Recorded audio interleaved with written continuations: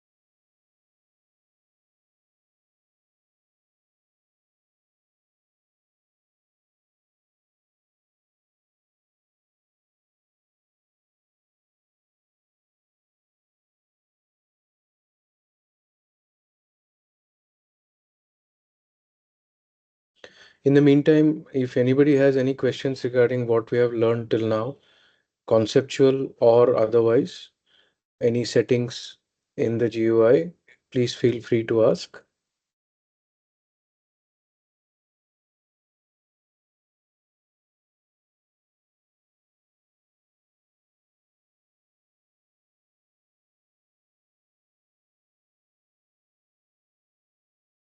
No questions at this moment, sir. We're doing the setup over the weekends.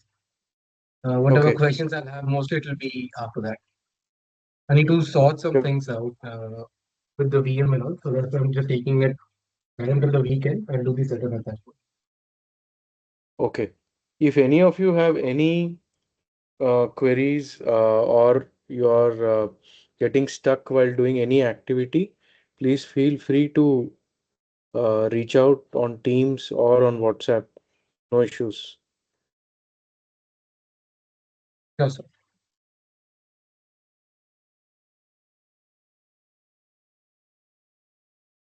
Check the task manager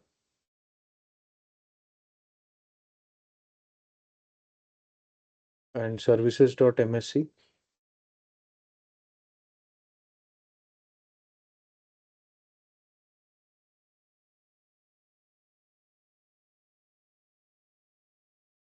Yes, is running. Okay. Yeah, go to the backend SQL server. Hmm. Wait. Just expand that column which says Apache Common. Oh, it got restarted. Okay. I think the Tomcat service is giving issue.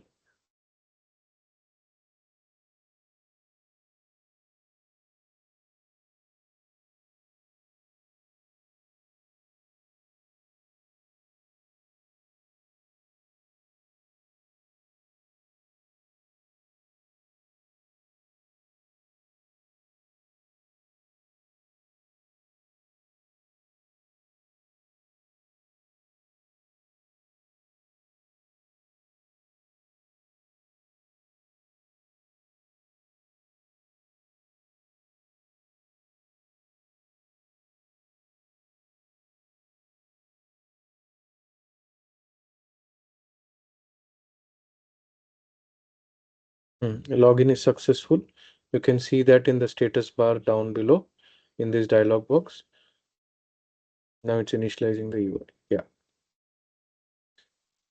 So yesterday we were getting ourselves familiar with this GUI, which is the Java console, and we yesterday understood the licensing and registration, and then we were getting into some of the settings under control panel, where we learned about how to integrate with key management, uh, external key manager for encryption, and there is the built-in key management also for encryption. So both we learned yesterday.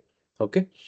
So today what we will do is we will see that DR backup concept. Okay. The method using which Commvault master server, which is the ComServe, protects itself, okay, from any kind of disaster happening on the machine itself where the ComServe is installed, or with respect to the backend database or the operating system. Okay. So the way we can, configure the DR backup is either through the control panel, or Bhanu, can you go to the option to configure the DR backup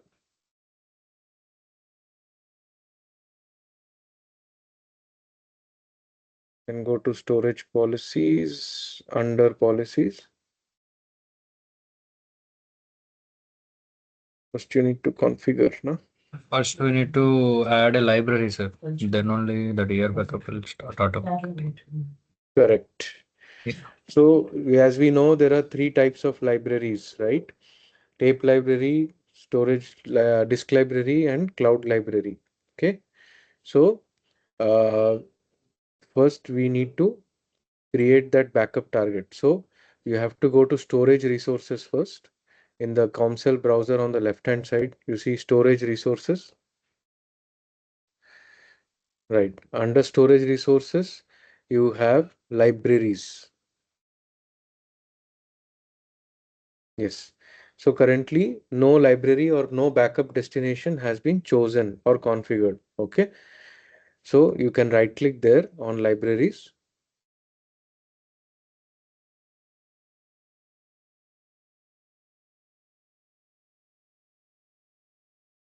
and add, and you can say disk library. So currently we will do a disk library from the one of the folders in the local disk itself, but you can do it to a NAS or a SAN or even an object storage. Okay, all are supported by Commvault. And best part in Commvault is the same media agent machine can be attached to multiple libraries at the same time simultaneously. Okay, just give me one moment, please. Getting a call on my phone.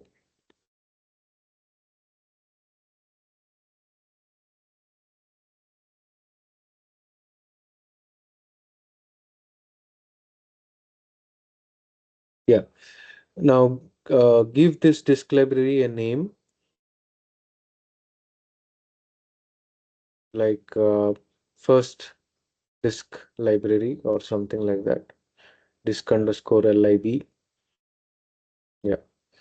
Then choose the media agent. In our case, the master server and the media agent server is the same machine. So the same machine we are going to choose here.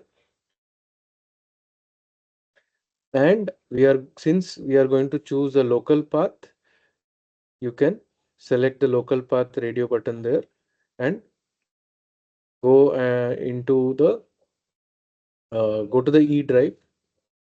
Better not to do it in the same drive as that of uh, the ComServe database in the backend. Okay, you will get performance issues.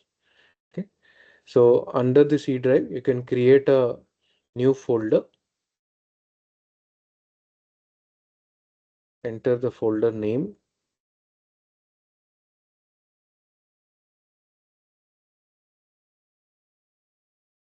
It need not be the same as the library name. You can give any name, doesn't matter. Click on OK. Choose that. and click on OK. Yeah.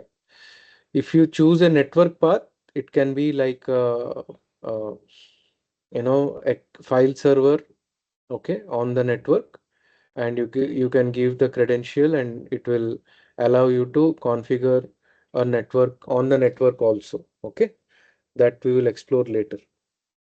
Yeah, now this is done, so you can click on OK.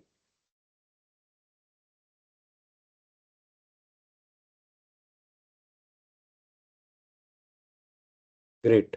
So we see that the disk library has been created, and you see a lot of details about the disk library.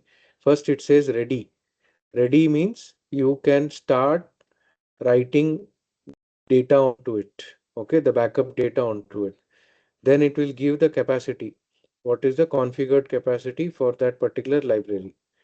Then it will show how much free space is left, and out of that free space, how much can we use, and it is accessible through which media agent. And if it is an external storage, or it will give you the manufacturer and the model number of that external storage also. Okay, you can add an optional description later. Right, now since we have added the disk library, now we will go and create the DR backup to protect our ComServe in the first place. Okay, can go to storage policies.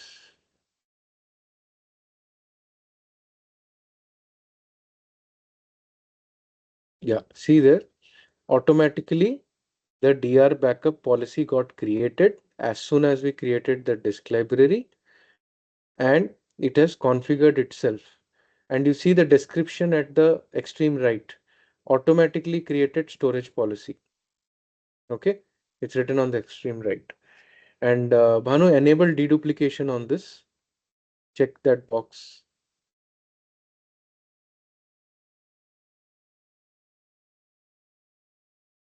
Oh, I think DDB has not been created.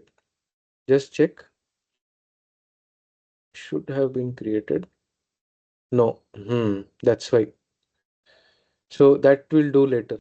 So first let us complete the DR backup configuration. Okay. Then we see the number of clients. Clients means this policy, this DR backup policy is associated with how many machines. Okay. Client here means a machine. Okay. Which is the source of the data, which we are backing up or which you are protecting. So since we are protecting here only one ComServe, so only one client machine is written here. Okay. Number of streams. Number of streams means parallelly how many data pipes will be used while writing the data, while reading the data from the source machine and writing it to the library. Okay, that's the number of streams. Then number of copies.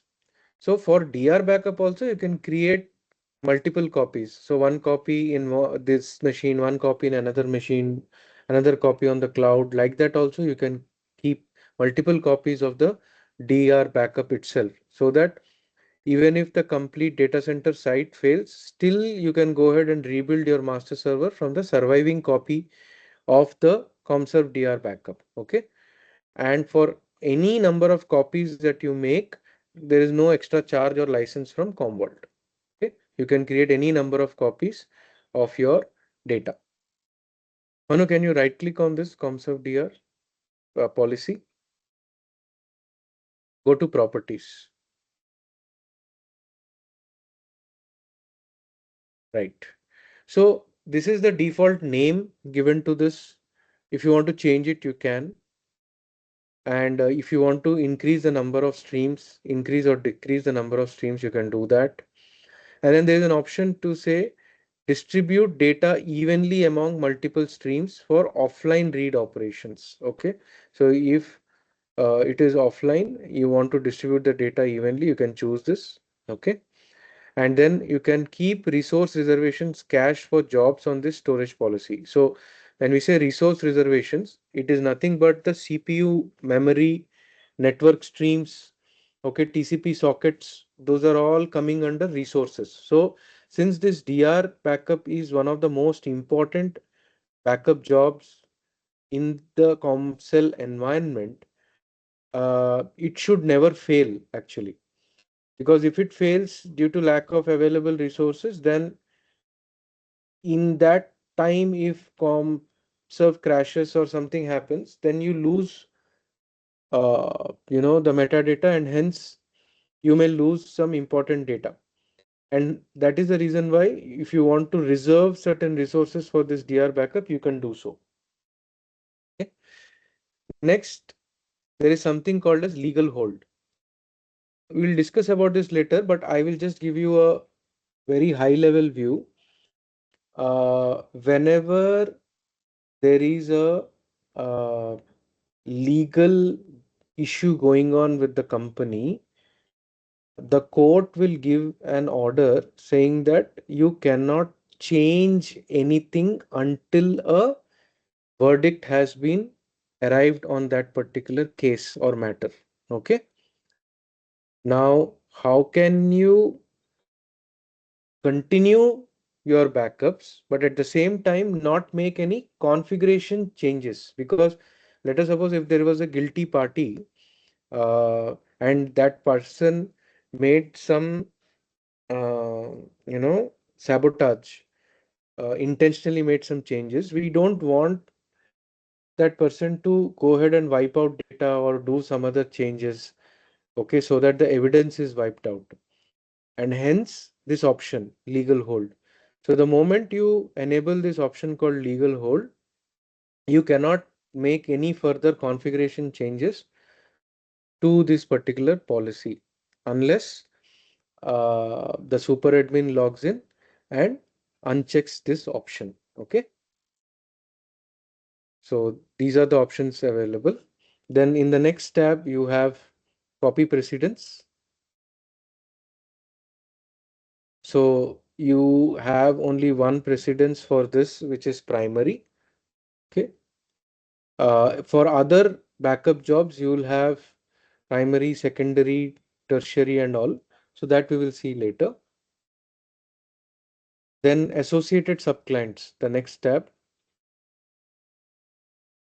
Here, if there are multiple ComServes, okay, you can see them here as clients, and you will be able to see what is the backup set and other details pertaining to this particular storage policy. Can you move to the right?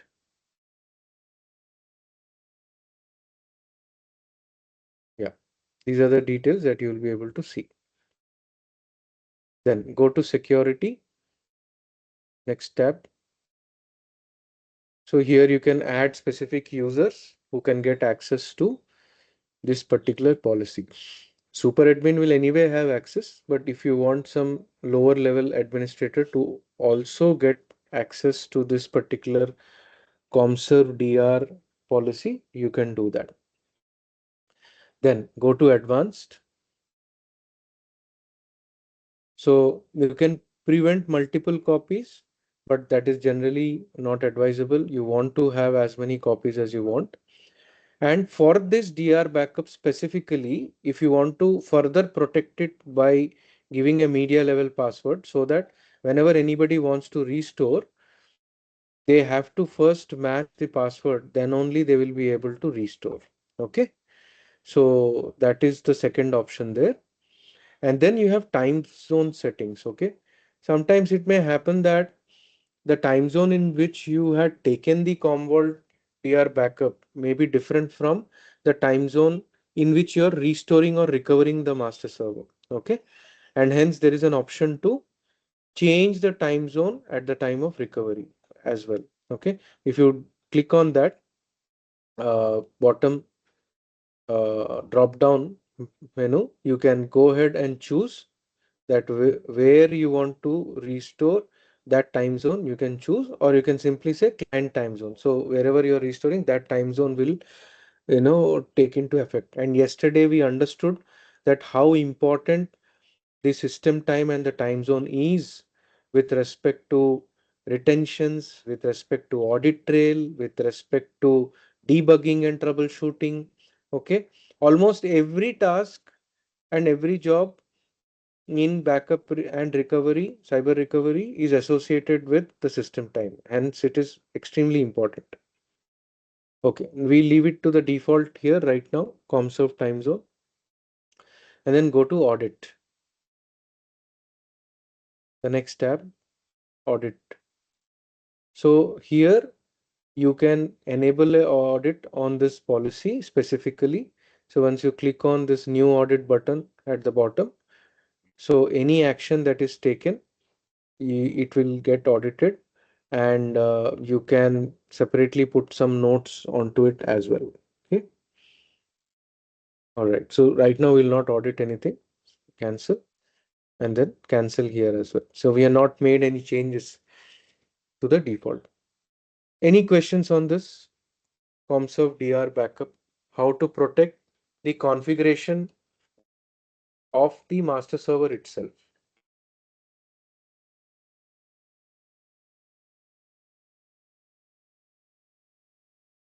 Just to recap, we saw that the moment we created our first library, automatically this policy got created. And once we go to the job controller now,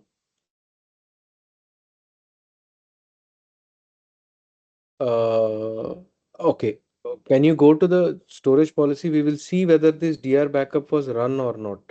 So that did it protect anything? Did it actually run? Okay. So what you can do is you can right click and you can go to jobs, view jobs. No, we see that this DR backup hasn't run yet. Okay, which means your master server is not yet protected. The policy was created, but since this job with respect to this policy has never run, a copy of the master server has not yet been created elsewhere. Okay, so what generally this ComServe DR will have a schedule to run once in a day. So Bhanu, can you show that schedule, automatic schedule for ComServe DR?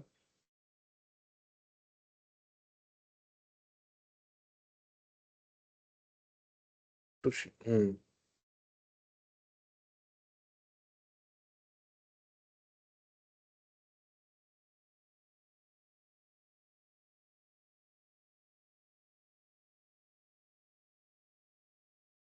Do one thing, just run the the ComServe DR backup once.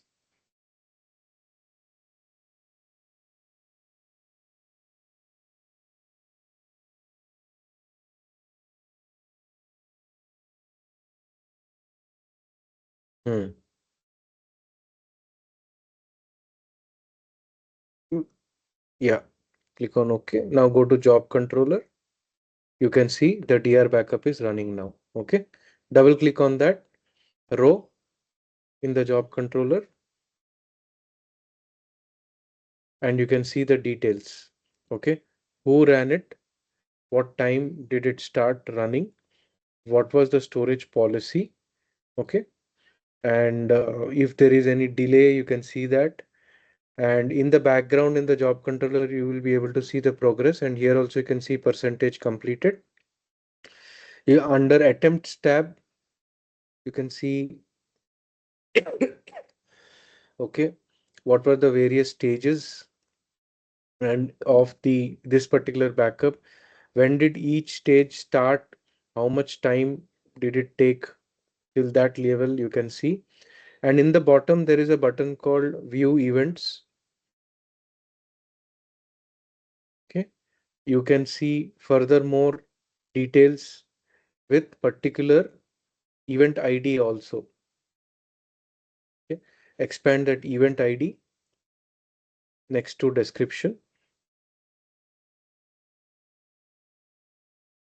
So you can see particular event as well in each one of them. So this is the level of detail that you can go into for each and every job. Okay. Yeah. We can close this. close this as well. And you can see here now all the streams are completed. That this job is also completed. Okay, close. Yes. Okay. And the job controller, it shows 100% completed. Okay. Now we go back to that policy, right click on that and say view jobs. Then you will be able to see the list of all the jobs that were run against this policy. Okay. When was it started? When it ended? Who ran it? The username. If there any errors were there, what is the error code? What is the name of the storage policy? Was it under any legal hold? Okay. Any data verification job ran on it? What is its retention? If you see here, it is getting retained till 6th of February 2026. That means how many days? Today is 22nd, right? So approximately 15 days is the retention. Okay. Then uh, you can see what is the amount of space it is getting occupied on that disk library. Okay. And CRC was checked or not. CRC means cyclic redundancy check. That is to do data verification. Okay. So it is checked that whatever it read and whatever it has written to the disk, both are same. Okay. So this is the level of detail that you can see. And every day once we do our class and we will see this, you will see that every day this job runs automatically, and you will see the timestamp, and the next copy will be incremental. Okay. So Bhanu, can you run an incremental job for dr copy now instead of a full? Right click, yeah, dr backup, instead of full, run an incremental or differential, and click on OK. Now go to job controller. Yeah. See, the next job has started. Double click on that.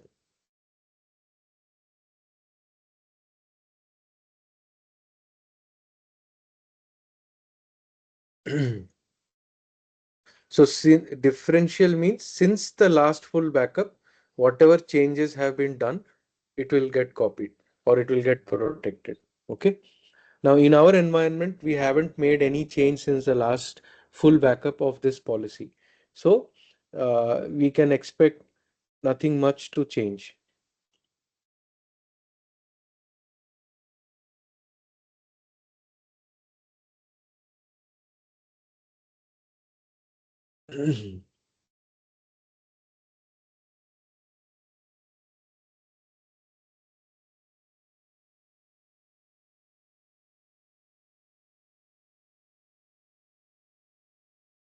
Yeah, it's completed.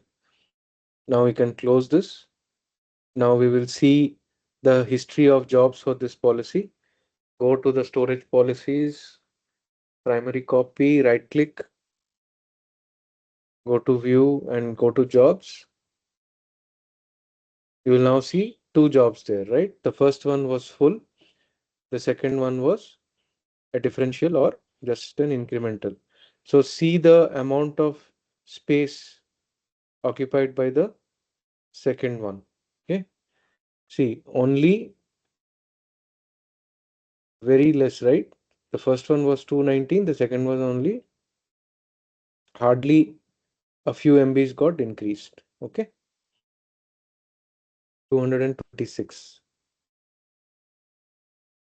Any questions on this?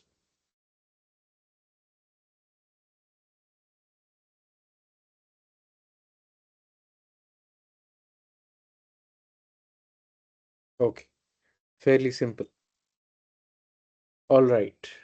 Now we will do the next thing, which is creating a deduplication database.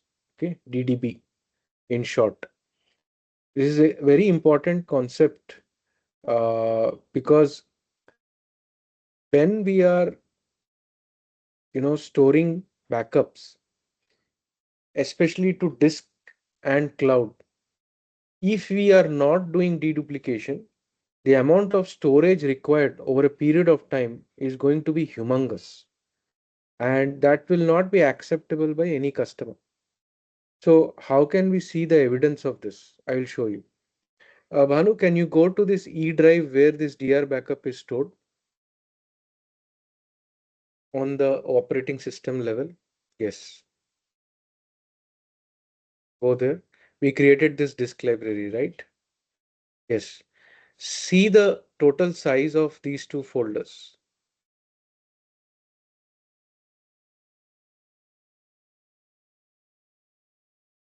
How much is it? 1 GB. Okay. Now see the size of the ComServe backend database in C drive.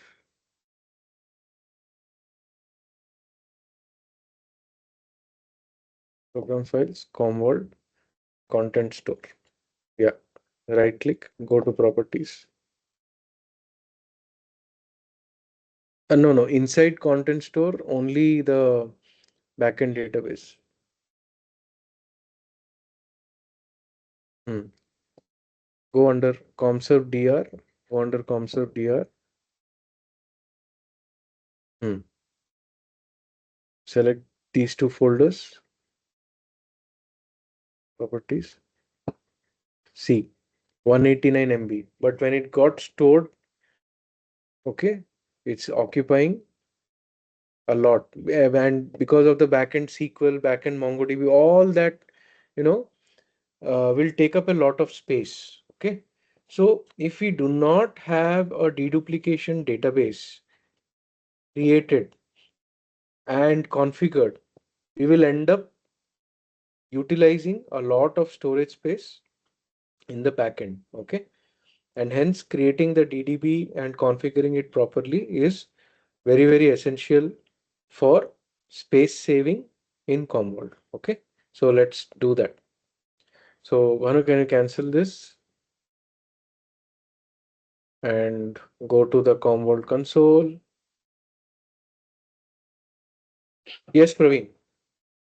Yeah, I have one query. If somebody forget to create the DDB and we already have the existing files, so after Hmm. configuring the DDB, the existing file also can get deduced? No, No? no. Okay. Only from the time you have created the DDB, from there on, whatever you store or pass through the DDB, only that will get deduped. The older files will remain intact. Okay. Okay. Got it. Okay, Thank you. the reason behind that is, see, deduplication will remove lot of blocks and chunks, right? Whatever are duplicated. But the older backups, blocks and chunks were already written to the disk, and those references are already there in the index cache. So if we run deduplication again and remove those chunks, then index cache will become inconsistent and it will give you problem at the time of restore. That is the reason why whatever data you may have backed up or protected prior to creating the DDB, that will not get deduped. Only the new data which you are going to back up after creating the DDB, only that will be deduped. Okay. Got it. Thank you. Okay. Yeah. Welcome. Yeah. Manu, let's go ahead and create a DDB. So to create the DDB, you have to go to storage resources. Under that, you see deduplication engines. So you right click on that. Hmm.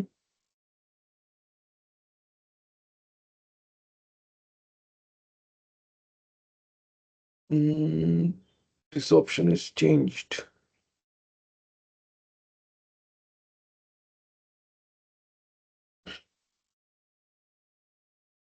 Go to control panel.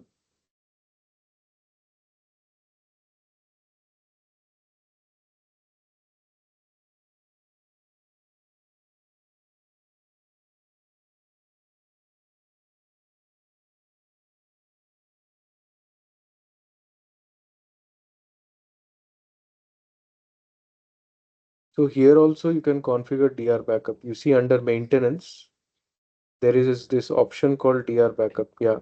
Once you click on that, you can configure the whatever we did there, you can configure it from here also.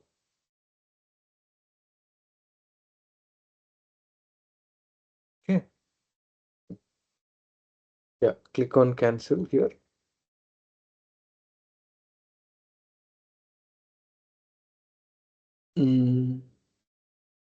There is a setting for DDB, not here. Okay, right click on top level browser in this one. In the Comcell browser, on the Comcell, right click there, all tasks. So, no,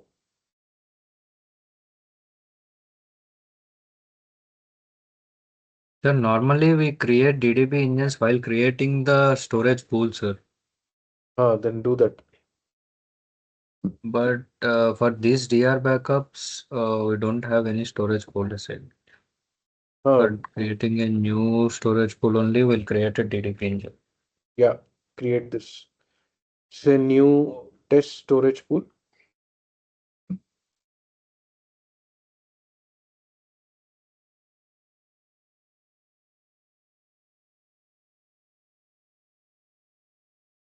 Select the library. Click on next. You can also choose a network path. Yeah. So here, wait. So here is the option. You say enable deduplication. Okay. And for the DDB, you can have multiple partitions. Why this is required? Whenever we are having a very large environment, if you have a DDB with a single partition, it may lead to performance issues. So that is the reason why you can create DDBs with multiple partitions in it. Okay. Yeah, for now we will choose only one partition because our environment is very small and we are in a lab. So you can reduce it to one and then you choose a path. So click on choose path below there. Yes. So here you choose the media agent server against which the DDB will get attached to, and then you click on browse to select the path. Now put it on C drive, Bhanu. Okay, generally we'll put it on the fastest drive. So generally the OS drive will be the fastest drive. So there you can create a new folder and you can mention Commvault DDB, CVLT or CVDDB like that. So that the OS administrator does not delete this folder, because if they delete this folder, then the DDB will get lost. Okay. Choose that. You can add a network interface also. Okay. Where it will be used this network interface, we will see that later, especially when you are doing client-side deduplication. Okay. Then click on OK here. Yes. Then click on next.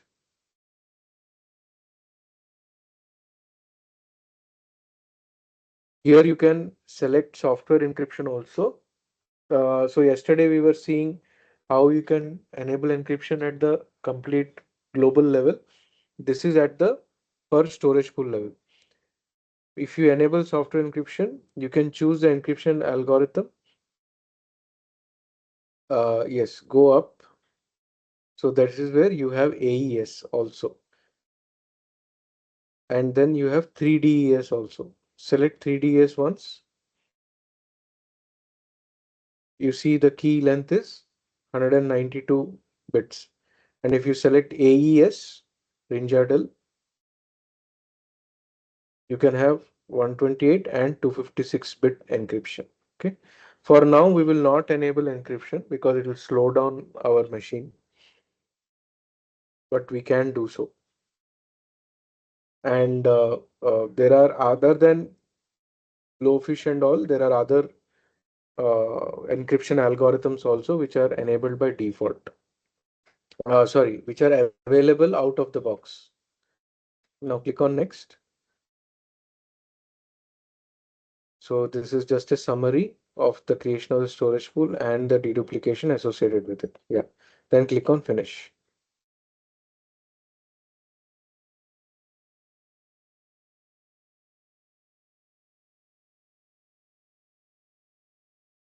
Yes. So once we do this, under storage pools,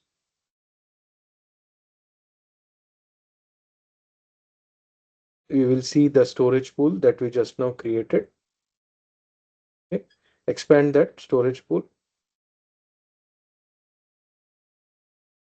So under the storage pool, you can see the DDB created, the deduplication engine. Okay. And once we start writing data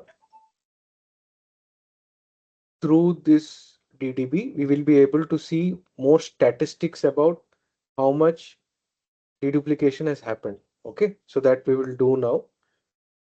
Okay, expand the storage part under the storage pool. We can see the path where the actual data is going to be stored after getting deduplicated. Okay, right. And right click, expand that primary global under deduplication engine,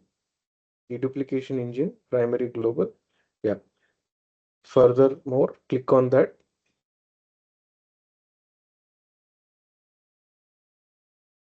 Yes, so it's see on the right hand side, you can see so many more details about this particular DDB, deduplication database.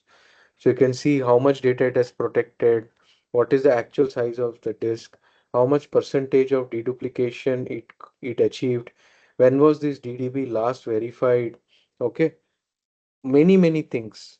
Then performance related, okay, as I said, DDB should always be on, fastest performing drives. So it is going to give the Q and I time, that means the latency. Okay, if you are seeing high latency means there will be performance issues. So lot of data you will be able to see about the DDB here. There are few things like pruning and garbage collection also, which we will learn a little bit later, okay, in some of our advanced classes. Okay. Now let us configure our first backup to be used under with this storage pool. Okay. And for data to be written through this DDB onto this path called disk underscore library. Okay. So we will see how to do this. So to run a backup, first that source machine has to be added into the COMCEL environment. Okay. So the source machines will be visible under this client computers on the left hand side. When you go and click on client computers, you will be able to see all the machines uh, whose data you can backup. Now, our master server itself can be backed up. Okay. And hence it is giving you this option. And at the time of doing software installation, we have chosen all, right? So master server, media agent, as well as the client agent got installed, right? And because the client agent also got installed, we are able to see this option here. Okay. Now what we will do is we will back up this own machine. Okay. First, and then we will see how to back up another machine on the network. So to while backing up any machine, you can uh, back up a particular path in that machine, or you can back up the complete machine itself. Okay. So first we will see how to back up a single path in the machine, and then we will see in our next class how to back up the complete machine itself. So in order to back up a given path inside a machine, you have to go under that machine. There is a file system option. Okay. Under the file system, you will see something called as a default backup set. Okay. If you click on that default backup set, on the right hand side, you will see default one subset is there, subclient. Okay.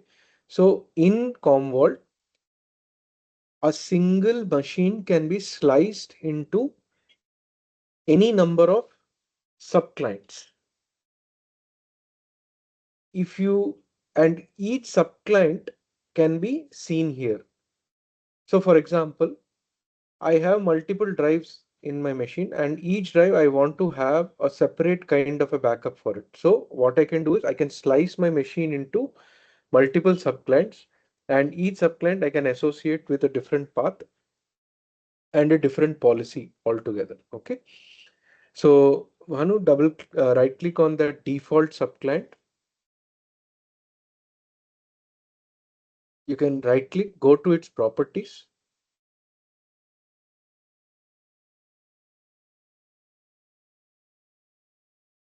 Go to its properties. Yes. And this is where you can configure what exactly you want to backup. So we can keep the name subclient name as default, or you can change it. Okay. So Bhanu, change the name to path 1.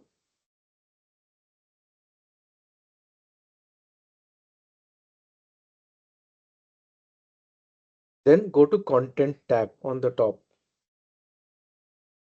You see here by default this slash is there, and you know this slash means root. Okay, this means everything.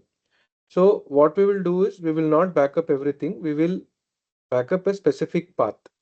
So to do that, on the right hand side you see add paths and edit paths options are there. So you can add a path into this. So yes, click click on browse. You can choose a path. Go to C drive. Um, Choose any one folder.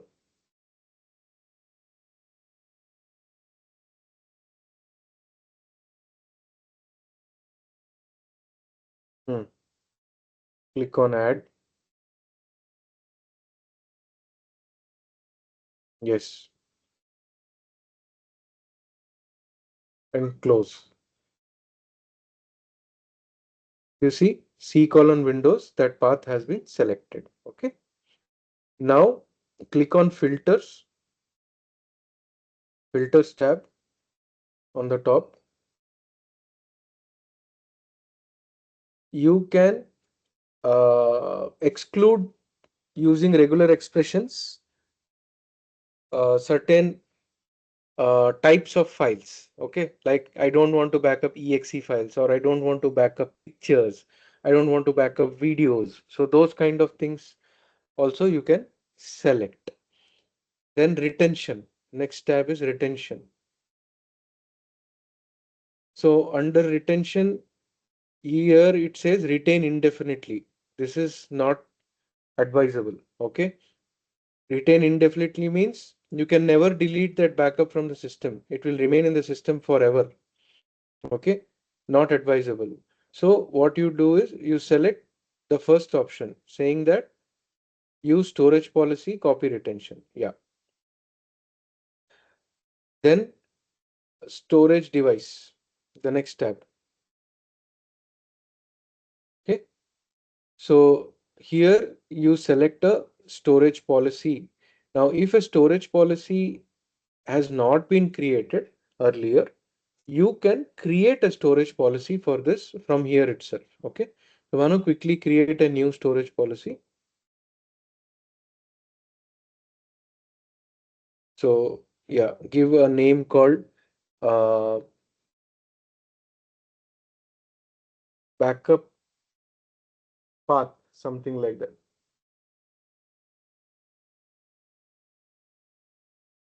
Yeah. Click on next. Select a storage pool. We had already created the storage pool, so you can select that. Click on next. Number of device streams. So parallelly, how many streams, how many read operations can be performed? Okay, here it says 100. It's pretty high, but that's the default. And then retention. So here is where you can set the retention. If you select infinite, then it will remain indefinitely. We don't want that. Okay.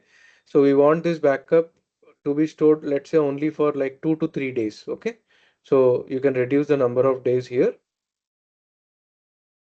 Let's say 3 days or 2 days, whatever. And then there is something called a cycle. Uh, what is a cycle? One full backup to another full backup is called one backup cycle. Okay. So how this will affect the retention and how it will affect our restores, we will learn in more detail later. For now, we will keep it at the default. Okay. And then click on next. Summary, then click on finish. The storage policy has been created and see that storage policy got selected. You can see the data path. Click on that data path button and you will see where this data is getting selected. You want to override it, there is, and give a different path. You can select override data path on the top and you can add a path if it is already configured. Okay. But for now, we will use the one that has been mentioned in the policy. Yeah. Click on cancel. Right. Now, under the storage device tab, you see some 3 sub tabs. Okay. So you have data transfer option tab. In this data transfer option, you can enable or disable compression. Now, compression is different from deduplication. Okay. It's not the same. And here it is asking how or where do you want the compression to happen? On the client means on the source, on media agent means on the target. Use storage policy setting means whatever you define in the storage policy, what we created just now, or you don't want to compress the data. Okay, so all these options are available. Again, compression is a great way to save space and to increase performance. Okay, what compression generally does is it eliminates zeros. Okay, it does not back up at the byte level and block level. If there are zeros are there, it will just remove those zeros. And there are 2 types of compression algorithms which Commvault supports. So there is a way in which you can change it. So you can use GZ algorithm or LZ algorithm. So both of them are supported. So we will see that later. Okay. Now go to then the next tab, deduplication tab. So here you want to do deduplication or you don't want to do deduplication, you can select that. But since we want deduplication, we are going to check this box. Then where do you want to generate the signatures? Do you want to generate it on the client so that the resources of the client will be used? When I say resources, we are talking about the CPU, memory, and the disk resources, or you want to do it at the media agent level. Now, when will you choose what? If the source data is very, very large and the network pipe between the source and the media agent is a very small pipe, that means you do not have enough bandwidth. Okay, like maybe it's just a 100 Mbps link. Okay, then it is advisable to put the deduplication on client so that deduplicated data will get transferred on the network. Okay, but what is the downside of this? That client or that server, which is the source machine, more resources will get utilized on that machine. Okay, the CPU, the memory, and the hard drive. But if you have a thick, fat pipe of network and resources are not a problem, then it is advisable to do the deduplication on the media agent. Okay, so choose on media agent.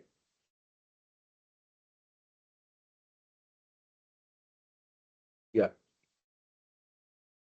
Then we go to the next tab, which is the security tab. If you want, only certain users to allow backup operations for this, we can select those specific users. And then the next tab, activity control.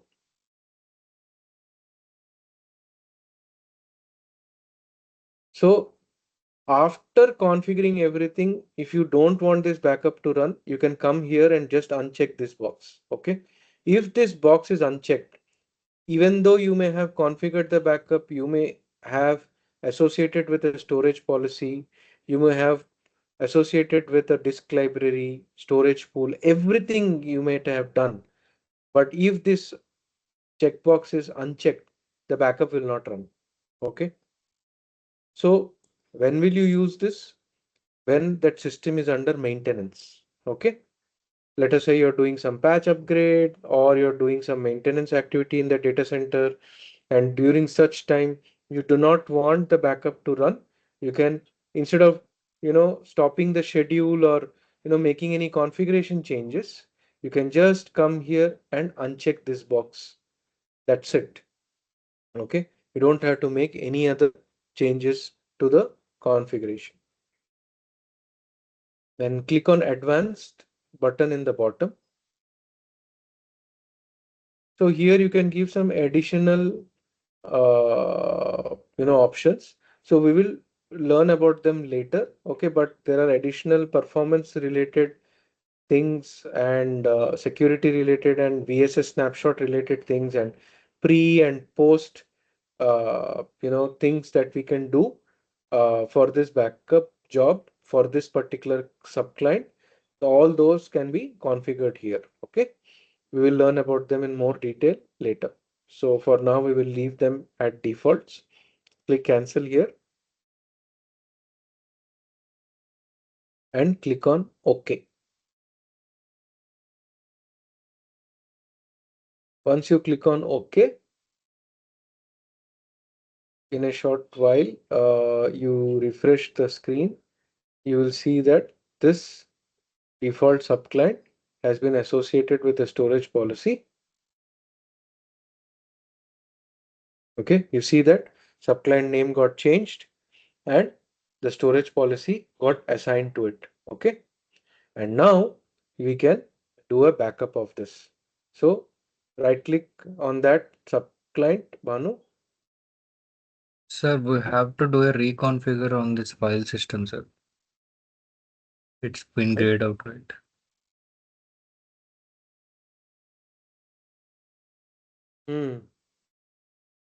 Why it got grayed out?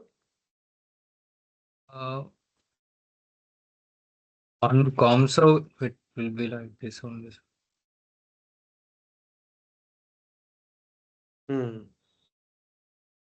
But just wait, right click on that subclient once. Go to the default backup set, right click on that subclient. Yeah, just click on that backup. Yeah, immediately run. Click on OK. Just click on OK. Yeah. Now go to job controller. So since the ComServe itself, it is not allowing to do, but if it was a normal client machine, we could have, in this way, we could have done the backup of any subpath. Okay. The process remains the same, but only exception here is this itself is the ComServe, so it's not allowing us to do it We can because run the ComServe, backup, sir. It just need a configure. That's it. We'll just do a yeah, reconfigure. yeah, do it quickly. Yeah. One second. How will you do that reconfiguration? The option here for some. Go to properties,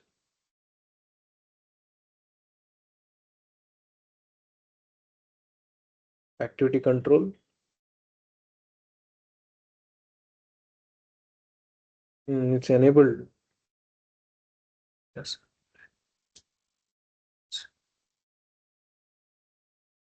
Hmm. Reconfigure. Yeah. Click that. Done, sir. Now we can start the backup. Now, yeah, go there. Yes, now it's not grayed out. Click on backup. Do a full backup first. Yes. See, if you're doing it for the first time, even if you choose incremental, it will run a full backup only. Okay. Yeah. What are these different kinds of backups? I will teach you. Don't worry. Okay.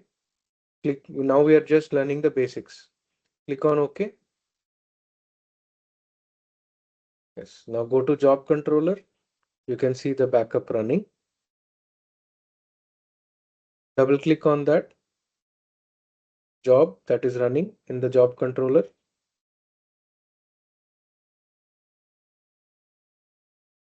You can see the details here. You can also see the throughput. Then click on streams. You will see that maximum number of streams given below is 4. Currently, no stream has started yet, or it's already completed. We'll check. But go to progress. See, the backup job got converted to a full. Go, even though we selected incremental, because it's the first time we were running this job. Go to events. Events. Yeah, see that message there. Backup job has converted to a full job. Okay. Now go to streams. It should have started reading. Yes. See, 4 parallel streams of backup data are running, and each stream will pick up certain amount of data from the source path. What was the source path we selected? C drive Windows. And where is it writing? The destination path. You see the destination path is E drive disk library. This is the path that we configured on the storage pool and the storage policy, right? And it is writing through which media agent, that is also selected here, right? And this is which copy? Is it a primary copy, secondary copy, tertiary back copy? Everything it will give here, okay? And then per stream, what is the throughput that we will be getting? That also you will be able to see from here, okay? So a lot of detail will be visible once you double click on that job. And can you just reduce the size of this window so that the job in the background job controller also is visible? No, we want to see the job controller. Reduce the height of the window.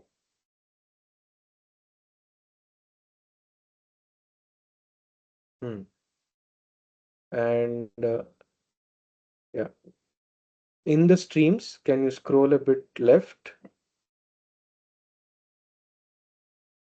Yeah,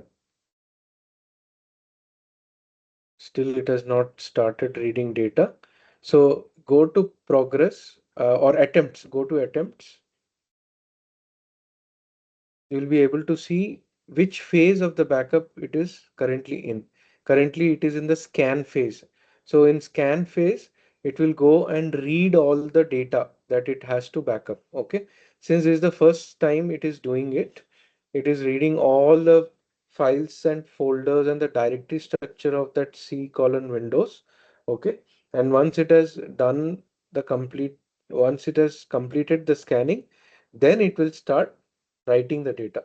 Can you scroll a little to the right? Yeah, scan phase is completed. Okay. Now it will start, anytime it will start the writing of data. Go to streams now. Yes, see, data writing has started. One of the stream, it has read 3.8 GB of data. It has done compression. Okay. Compressed data. It is writing to,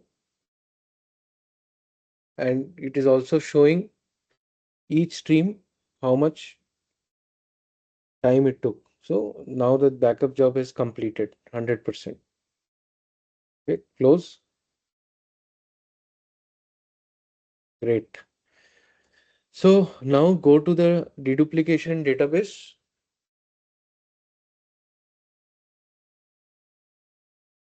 Under the storage pool. Yes. You see this now? 15.8 GB was the total application size. That means the total data that was there in C colon Windows. So can we verify this, Banu? Can you go to Windows Explorer?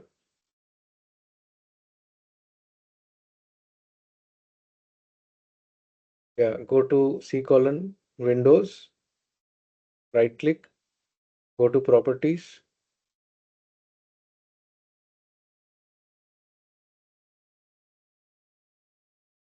Yeah, so approximately 16.5 GB. Okay.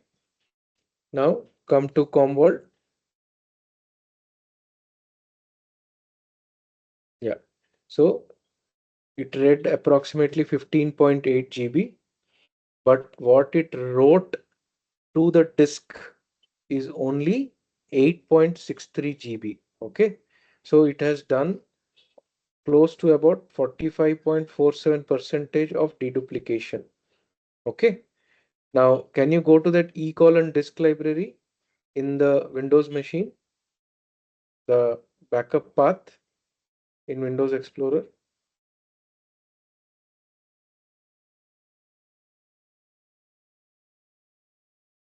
Mm. See, now this is something that you have to understand, you know, very clearly. Any backup software will not write the backup data in the native format of the source. Okay. Every backup software will write the backup data in its own format. Okay. So if you double click inside this folder where the backup data is stored, you double click again that one also, CV underscore magnetic. See, yeah, these are, it will break down that data into something called as chunks. Okay. And it will write it across these subfolders that it created. Now, as a end user or backup administrator, we do not have any control on this process, on this behavior. Okay. This is done by Commvault by default automatically. Okay. So double click on any one of those folders, see what's inside, see those chunks will get created automatically. Okay, double click on any of those chunk folders, see these are the chunks it created. Whereas what is the file format of files inside C colon Windows? It is something else. Okay, it is your library files, it is your DLL files, it is your executables. Okay, all those, but irrespective of whatever is the source file format or data format, when a backup software is writing to the backup destination, it will write in its own proprietary format. Okay. And this proprietary format is readable only by this backup software. You cannot read this data through any other software. Okay. Only Commvault can read this data. Nobody else can. Okay. And how to do a restore from this, all that we will learn now, one by one. Now go back to that disk library folder, top level folder in E drive. Right click on that folder and see its size.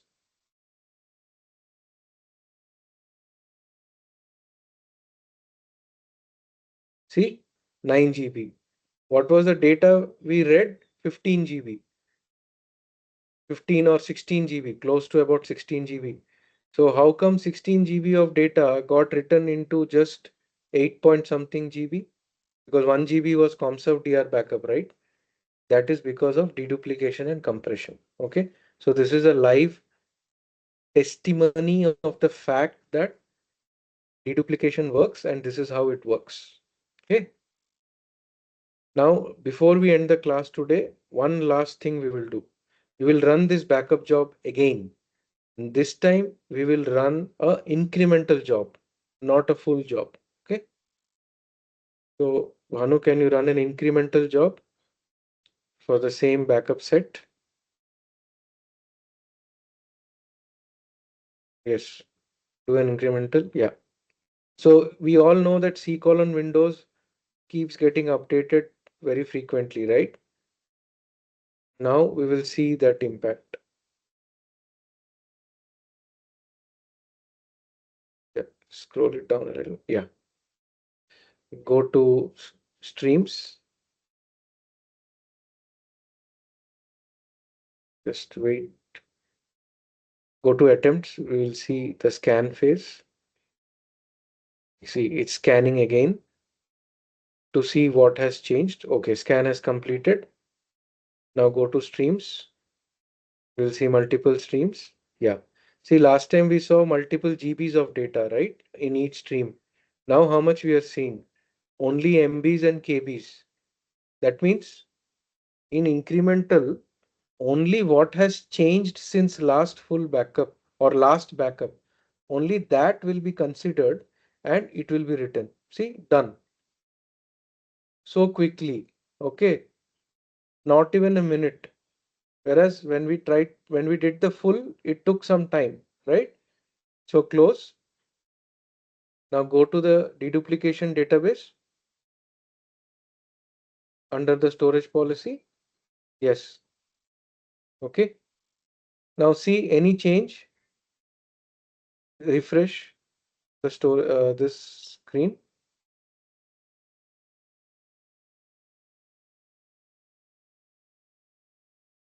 No change, right? Now uh, go back to the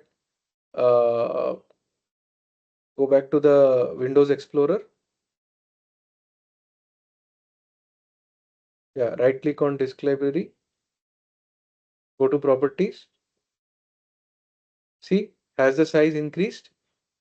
Hardly, maybe 10 few MBs. Okay. That is the power of deduplication and compression. Okay. Now we go back to the Commvault console. Right click on the job history of the backup set. Go to that backup set. Right click.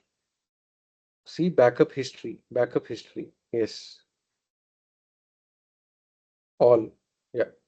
And across full time range. Yes. Click on OK. You can see the first full backup. What is the timestamp? How much amount of data was read and how much was written. Okay.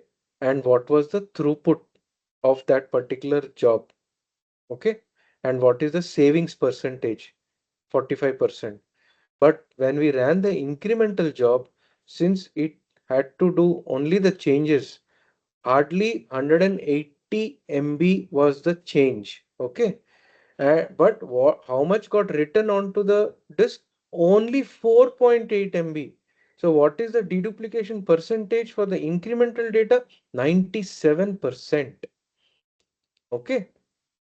So this is the power of deduplication. Okay. Excellent concept we saw in action today, which will allow us to save a lot of space on the backup target or backup destination storage. Okay. All right. So any questions?